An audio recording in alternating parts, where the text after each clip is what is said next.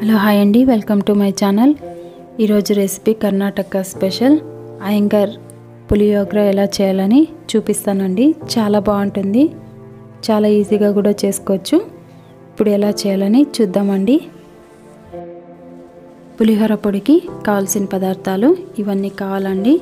ముందుగా ధనియాలు వచ్చేసి పెద్ద స్పూన్ తోటి 4 టేబుల్ స్పూన్ల ధనియాలు, 2 టేబుల్ స్పూన్ల శనగబ్యాళ్ళు, అలాగే 2 టేబుల్ స్పూన్ల ఉద్దిబ్యాళ్ళు, జీలకర్ర 1/2 టేబుల్ స్పూన్, మిరియాలు 1/2 టేబుల్ స్పూన్, మెంతులు కొన్ని అండి. బెల్లం కూడా కొద్దిగా వేసుకోవాలండి. తర్వాత నువ్వులు, తెల్ల నువ్వులు తీసుకున్నాను నేను ఇక్కడ. నల్ల నువ్వులు కూడా తీసుకోవచ్చు, 1 టేబుల్ స్పూన్ వేయాలి. తర్వాత ఎండుమిరపకాయలు ఇక్కడ నేను ఒక 6 దాకా తీసుకున్నాను. మీరు కారం ఎక్కువ ఇష్టం ఉంటే ఇంకో 2 కూడా వేసుకోవచ్చు. అలాగే ఎండు కొబ్బరి తురిమి పెట్టుకున్నాను ఇక్కడ నేను. చిన్న బౌల్ తీసుకున్నాను, చిన్న కొబ్బరి గిన్నె. అలాగే చింతపండు ఇక్కడ నేను వేడి నీళ్ళలో నానబెట్టి ఉంచానండి ఒక అర్ధగంట సేపు. 50 గ్రాములు తీసుకోవాలి. ఇవన్నీ డ్రై రోస్ట్ చేసుకోవాలండి. ముందుగా స్టవ్ వెలిగించి కడాయి పెట్టుకొని ధనియాలు వేయించుకోవాలండి. కొద్దిగా ఎర్రగా వేయించుకోవాలి. ఇలా బాగా వేగాలండి. ఇలా చూసారు కదా, ఇవన్నీ ఇప్పుడు వేగిపోయాయి ధనియాలు. ఇప్పుడు తీసేయాలండి. నూనె వేయకోకుండా డ్రై రోస్ట్ చేసుకోవాలన్నీ. తర్వాత శనగబ్యాళ్ళు కూడా వేయించుకోవాలి. ఇవి కూడా ఎర్రగా వేయించుకోవాలండి. ఒకదాని తర్వాత ఒకటి అన్నీ వేయించుకోవాలి. పచ్చివాసన పోయి ఎర్రగా వేయించుకోవాలి. ఉద్దిబ్యాళ్ళు కూడా వేయించుకోవాలండి. ఇప్పుడు ఉద్దిబ్యాళ్ళు కూడా ఎర్రగా వేగిపోయాయి కదా, ఇవి కూడా ప్లేట్లోకి తీసేయాలి. ఇప్పుడు జీలకర్ర కూడా వేయించుకోవాలండి. అలాగే మిరియాలు కూడా వేయించుకోవాలి.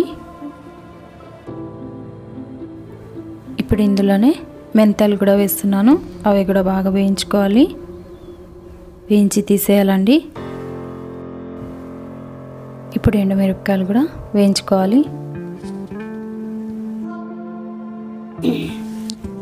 ఇప్పుడు ఎండుమిరపకాయలు కూడా వేయించి తీసేయాలండి. ఇలా వేయించిన మిరపకాయలు కూడా తీసేయాలి. ఇవన్నీ కొద్దిగా చల్లగా అయిపోయిన తర్వాత అన్నీ మిక్సీకి వేసుకోవాలండి. మెత్తగా పౌడర్ చేసుకోవాలి. ఇప్పుడు అదే కడాయిలో నువ్వులు కూడా వేయించుకోవాలండి. ఇవి సపరేట్గా తీసి పెట్టుకోవాలి. ఇలా నువ్వులు కూడా వేయించుకోవాలండి. ఇది కూడా మెత్తగా విడిగా పౌడర్ చేసి పెట్టుకోవాలి. కొబ్బరి కూడా ఎర్రగా వేయించుకోవాలి. ఇలా ఎర్రగా అయిపోయింది కదా, కొబ్బరి కూడా విడిగా మిక్సీకి వేసుకోవాలండి. నువ్వులు, కొబ్బరి విడివిడిగా మిక్సీకి వేసుకోవాలి. ఇప్పుడు ఇవన్నీ చల్లగా అయిపోయాయండి. ఇలా మెత్తగా పౌడర్ చేసుకోవాలి. ఇప్పుడు దీన్ని సాంబార్ పొడి, మేల్ పొడి అని కూడా అంటారు. సాంబార్కి కూడా వాడచ్చు.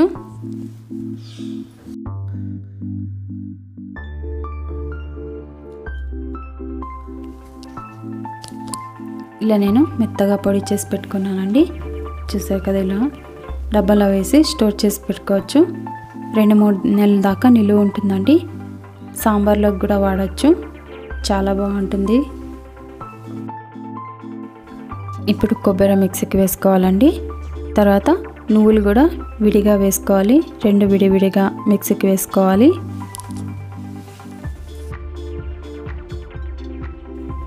ఇప్పుడు పులిహోర గొజ్జు చేయాలండి. ఒక కడాయిలో 3 టేబుల్ స్పూన్ల ఆయిల్ వేసుకోవాలి. ఇప్పుడు ఆయిల్ కొద్దిగా వేడైపోయిన తర్వాత ఆవాలు వేసుకోవాలండి. ఇప్పుడు ఇంగువ కూడా వేసుకోవాలండి. ఇంగువ వేస్తే చాలా బాగుంటుంది పులిహోర. 1 స్పూన్ ఇప్పుడు పసుపు వేసుకోవాలి.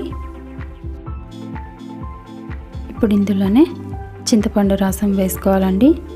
ముందుగా నానబెట్టి పెట్టుకున్నాం కదా, అదంతా బాగా గుజ్జు ఇలా చేసి అంతా వేసుకోవాలి. ఇలా చింతపండు రసం మొత్తం అంతా వేసిన తర్వాత ఇలా బాగా గట్టి పడేంత వరకు ఉడికించుకోవాలండి చింతపండు రసం.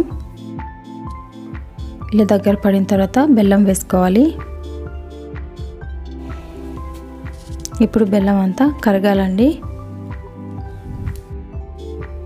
తగినంత ఉప్పు కూడా వేసుకోవాలండి.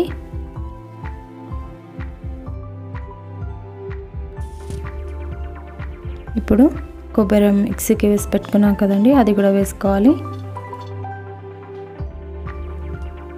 ఇప్పుడు ఇందులోనే నువ్వుల పొడి కూడా వేసి బాగా దగ్గర పడేంత వరకు ఉడికించాలండి. ఇప్పుడు ఈ గుజ్జు మొత్తం దగ్గర పడేంత వరకు బాగా ఉడకనివ్వాలండి. ఇప్పుడు ఇందులో సాంబార్ పొడి కూడా వేసుకోవాలండి. పులిహోర పొడి 2 స్పూన్లు వేస్తున్నాను నేను, పెద్ద స్పూన్ తోటి వేసి బాగా కలపాలి. నేను ఇక్కడ కారం తక్కువైందండి, నేను కారం కూడా 1 స్పూన్ వేస్తున్నాను.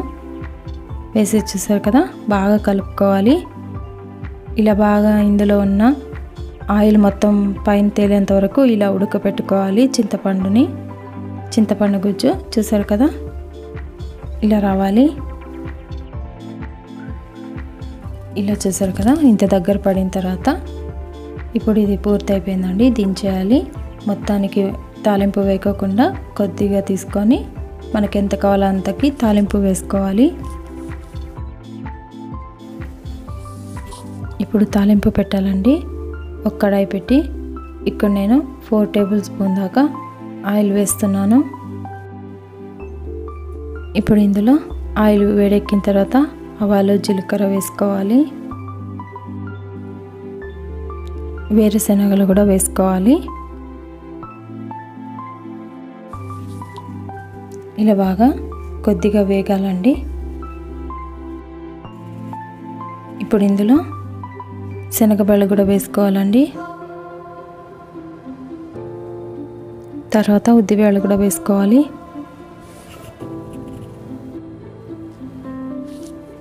చిటికెడు పసుపు కూడా వేసుకోవాలి. ఇలా బాగా ఎర్రగా అయిపోయిన తర్వాత కరివేపాకు కూడా వేసి వేయించుకోవాలండి.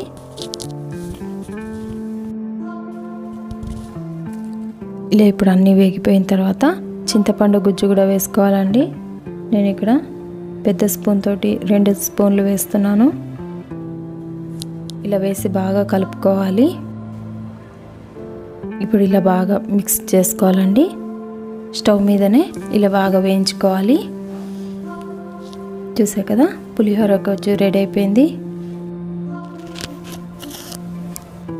ఇలా బాగా కలపాలండి. చూసారు కదా, ఉండలు లేకుండా బాగా కలపాలి. ఇప్పుడు పులిహోర గొజ్జు రెడీ అయిపోయింది. మనం రైస్లోకి కలుపుకోవడం. ఇంకా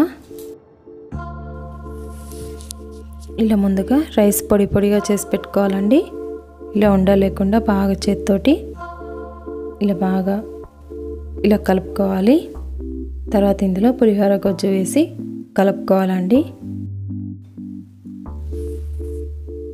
కొద్దిగా వీడియో కట్ అయిందండి, నేను అందుకే చిన్న బౌల్లో రైస్ వేసి ఇలా చింతపండు గుజ్జు వేసి ఇలా కలిపి చూపిస్తున్నానండి.